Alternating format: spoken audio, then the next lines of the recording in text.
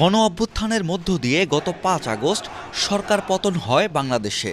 এবার যেন একই কায়দায় এগোচ্ছে পাকিস্তানও। এরই মধ্যে বেশ কয়েকটি দাবিতে উত্তাল পাকিস্তান। দেশের সংবিধান পুনরুদ্ধার এবং ছাত্র সংঘগুলোকে উজ্জীবিত করার লক্ষ্যে প্রধান বিরোধী দল পাকিস্তান তেহরিকে ইনসাফের ছাত্র শাখা এই আন্দোলনের ডাক দিয়েছে। একই সাথে পাকিস্তানের সাবেক প্রধানমন্ত্রী ইমরান খানকে আগামী ৩০ আগস্টের মধ্যে মুক্তি দিতে বর্তমান সরকারকে আল্টিমেটাম দিয়েছে তারা। अगर 30 अगस्त तक इमरान खान को रहा नहीं किया गया तो पूरा मुल्क बंद कर देंगे इंशाल्लाह।